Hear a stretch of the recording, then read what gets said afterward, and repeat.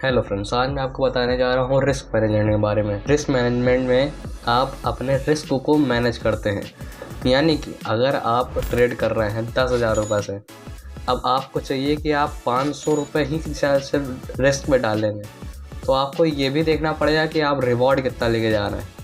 अगर आप सिर्फ 500 रुपये मार्केट को देना चाहते हैं तो आप ज़्यादा से ज़्यादा 1,000 या 1,500 रुपये ही मार्केट से लेना चाहिए आपको। अब अगर आप सोचेंगे कि हम 500 रुपये इसी मार्केट को देंगे और ले के जाएंगे हम 5,000 10,000 तक का, तो ऐसा नहीं हो सकता है। ऐसा होना बहुत मुश्किल है या फिर इम्पॉसिबल भी है। काफ़ी कम केसेस में ऐसा हो भी जाता है, लेकिन सजेस्ट नहीं करते हैं। हम लोग सजेस्ट करते हैं कि 1:3 का रेशियो को लेके चलिए। जैसे कि अगर आप 500 रुपये आप गंवाना चाहते हैं तो 1,500 रुपये आप लेके स्क्वायर ऑफ कर दीजिए अपनी पोजीशन को। ये इस पर भी डिपेंड करता है कि आप कितने रुपए लगा रहे हैं मार्केट में। अगर आप 2,000 लगा के 1,500 कमाने की सोच रहे हैं तो ऐसा नहीं हो सकता है। आप 2,000 लगा के 200 रुपये 500 रुपये भी तक का सोच सकते हैं। आप 2,000 लगा के 2,000 नहीं सोच सकते हैं। तो आप इस तरीके से रिस्क मैनेजमेंट कर सकते हैं। आपको परसेंटेज के हिसाब से चलना है। 10%, 20%, 50% सबसे ज़्यादा बढ़िया रहता है अगर आप 20-30% तक का ही रहें। अगर आप ये सोचेंगे कि हम 50% तक का में निकाल लें तो ऐसा बहुत कम केसेस में आपको मिलेगा। ज़्यादातर केसेस में इतना होता भी नहीं है और ज़्यादातर केसेस में आपके ऐसे पैसे घुस भी आते हैं। आप देखते हैं कि और ऊपर जाओ वापस से मार्केट नीचे गिर जाती है। तो आप ऐसा ना करिएगा। क्या होता है रिस्क मैनेजमेंट, आप अपने रिस्क मैनेजमेंट को कैलकुलेट भी कर सकते हैं। जैसे कि आपका कैपिटल है 10,000 रुपये, तो आप सिर्फ 1% का रिस्क लेके चलिए।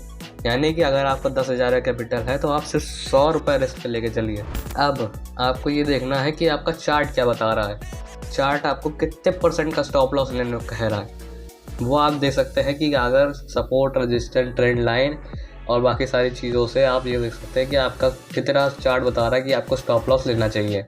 आप उसको प्राइस के हिसाब से लीजिए। 2,500 रुपये का अगर एक स्ट्राइक प्राइस है तो आप ये देखेंगे अगर 10% का बता रहा है तो 25 रुपये हुआ। 25 रुपये आपका चार्ट के हिसाब से लॉस है, उसको आप नीचे रखिए और जो आपका लॉस है उसे आप ऊपर रखिए। 100 रुपये यहाँ पे इन दिस केस है, तो आप सिर्फ 4 स्ट्राइक प्राइस खरीद सकते हैं। आपको पता है कि आप सिर्फ 4 स्ट्राइक प्राइस नहीं खरीद सकते।